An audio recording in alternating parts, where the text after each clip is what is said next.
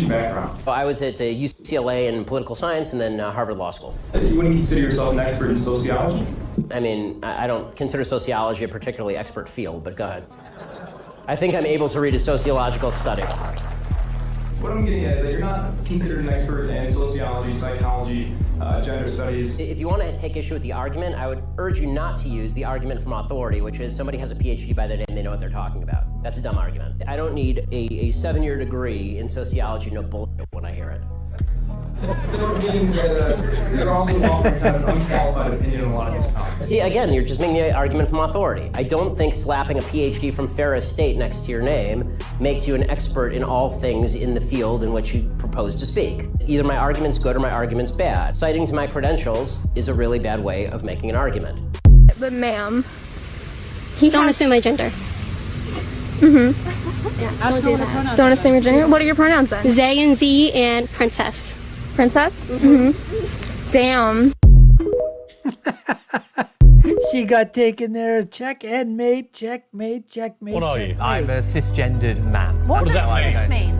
So that means if you were born a woman, and therefore you still identify as a woman, so you're a cisgendered woman, I would say. And that's because of my physical femaleness. You identify with how you What am I? originally. Well, I assume you're a cisgendered I'm not a man, cis anything, if mate. I may assume. I'm not a cis anything. I'm just a man. Well, no, but you're a cisgendered man. No, I'm not a cisgendered anything. But hang on. What does cis mean? Well, that means that you were born the way that you identify No, now. I'm just born a man. But someone who transitions. Why are you to be a insisting man. on calling me something I'm not? Well, you can refer to yourself as just a man if you like, but Most people identify as male or female, man or woman. that's right. The vast majority of people. But that doesn't mean that there aren't But other that people doesn't who identify mean- differently. There are lots 100 of other different identities. genders on this BBC list, apparently. Incredible. God, the You can be BBC is racist stupid. against certain groups. And yes, you might be a sellout. You might be whatever. Oh my god! Thank you. Thank you. I'm glad that I know that if I don't agree with you, I'm a sellout and I'm not good enough for my Latinos and I'm not good enough for my father, for my grandfather that escaped Cuba. Thank you. Oh, owned, baby. The guy got owned. I know you're so oppressed, my dears. I know life is so hard for you. You have to live in the richest, most equitable, most just country in the history of the world. You have to get a college education. You have to voluntarily go to lectures. It's so awful. I can't imagine. That, you know, the people who are in war-torn nations, they must truly pity you. Goodbye then. Goodbye. There was another tweet that said, the Democratic Party is comprised of racist white liberals. That is correct. Am I a racist white liberal? Well, let's go back. Yes, you are. And let's say, I will say this, that many call a people in the spade a party spade. are not aware of their own racism. Let's go back to an early part of this conversation where you said to me, are you concerned about the color in the White House? Why would you ask me that question? Because you think I'm a lesbian? No, but And I want your why would because I you? Why want would your you ask me? perspective But on let's it. get to really the nucleus of this. Why did you ask me that question today? Because I'm Why did you feel that interested I in your needed to be perspective. concerned about that? Because you're bringing a whole group of young African American leaders to the White House. Okay, so this is something. Because she probably thought you were a black lesbian. And she was asking you about color, meaning that, what'd you think of the color coordination in the White House? Come on, Candace. You can't be calling her a white, racist liberal. She was just asking you, basically, what you thought of the colorization of the White House there, with the carpets, the furniture, the cloth, the fabric, the paint. Come on, Candace. Something that I talk about often is that in many ways, white liberals don't realize that you put on that the racism and the conversations that we have. So you're saying I'm a racist? You haven't let me finish my statement. You keep cutting me off. Go ahead. Okay. The emphasis that you place is always on having a discussion about race. Okay. You guys are insistent on having a conversation about race and telling us that we should see and implying that we should see race everywhere, and I don't agree with that. If you don't look at me according to the color of my skin, you would simply ask me how I thought that Trump was doing as a president. But instead, you try to drum up a conversation that's surrounded by race by asking me, are there enough black people in the White House? You're bringing a whole group of young black leaders to the White House. Color, I Who don't. cares? Who cares if they're black leaders? They're just Are you leaders. happy being that way? Oh, yeah. my life is better. Because I can be close with another man. I could walk hand in hand with him. And I'm feeling an incredibly close and good connection, but I'm not worried about somebody saying I'm gay. I don't think you're gay, but you seem to be more woman than you are man. Have you noticed that? Yeah, I disagree. But all of your qualities are that of a woman. You don't have any manly quality. Do you know what the leading cause of death for pregnant people is? Pregnant people? Pregnant people? The hell are you talking about, woman? Women? If you'd like to call them mothers, not all of them are mothers, but if you'd like to call them that. What else would they be? They're pregnant people. Pregnant people. What people other than mothers are pregnant? Does it bother you to use inclusive language? I prefer Inclusive to use precise language? It's interesting because you come into this conversation, trying to hold this moral superiority, but then I try to be moral when I can, but I... Right, but when I use inclusive language, which it only takes a couple extra syllables to use inclusive language. To include and who? It seems to include people who... Inclusive language? I'll have some inclusive language here. You know what? I think your acronym should be SIMMER, honey. SIMMER. Inclusive language. SIMMER. SIMR. Stupid, idiotic, moronic, retarded. How's that, huh? Right? Just took me a few extra consonants to put in there. A vowel. 3 consonants. How's that? Is that good enough for you, lady?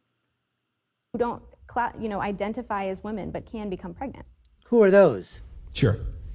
So what you're basically saying is rejecting English is rejecting the Constitution. I'm saying rejecting a common culture in the United States renders the Constitution meaningless. In the case of the English language, it literally renders it meaningless. You wouldn't be able to read it.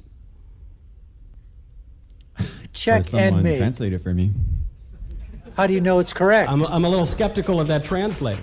Obviously, I speak multiple languages. I assume people in this room speak multiple languages. I love reading literature in other languages. I like going to certain bakeries and speaking in French or speaking in Italian. That's a wonderful thing. The question is, how do we conduct ourselves as a country? How do we conduct our systems of government? How do we conduct diplomacy? How do we conduct the law? Beyond just the question of language, which is really a symbol of so many other cultural questions. What do we have in common? If we don't have a shared, we've already established that American is not a particular ethnicity. American is not a particular race. There have been so many different races and ethnicities that have been involved in the settling, founding, and establishment of the country. So if it's not a race, if it's not an ethnicity, and if we don't have a shared language, and if we don't have a shared culture, You know, Michael makes a great point. America's an idea. There's no DNA to it. It's not an ethnicity. It's not a heritage. It's an idea. Anybody can become American. I couldn't go to Japan, let's say, and live there for 20, 30 years. I might be able to apply for a passport or citizenship in Japan. Maybe they give it to me, maybe they don't.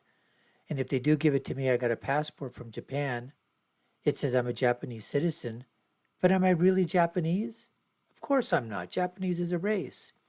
Same thing for China. If I went to China, can I become Chinese? No, can't become Chinese. Can I become German? No, I can't become German. But anybody from anywhere around the world can come to America.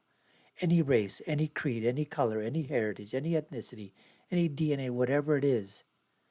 Live here, obey the laws, gain citizenship, and then proudly call themselves an American. That's the way this is. And we have to have some common things that bind us together. The compact that we make lives in a community according to certain laws and regulations. What we look at in terms of the founding documents, the founding of this nation, the symbols of this nation, a flag, a song, an identity that this is, freedom, independence, the rule of law, First Amendment, the Bill of Rights, the Constitution, the founding declarations, all of those, body of government, a constitutional republic, all of these things people have to agree to abide by. That's what makes you be American. But you can still have your heritage. And that's why I don't like hyphenations. I say American first, and then if you want, American Chinese, American Japanese, American Indian, American Middle Eastern, American Jewish, American blank, blank, blank, whatever it is you want to fill in, and go from there. Anyways, folks, we appreciate you taking the time to watch. You've been watching the Dr. Nasir Shaikh Show. I've been your host. My name is Dr. Nasir. If you've been done so already, we'd love for you to subscribe to the channel, like, share, and follow. You all know what to do. Take a look at our video links above and below. Comment below, let me know what you think. I'll leave with my final thought, which is, when you're right, and when you're left, you're wrong. Until next time, folks, take care and stay safe.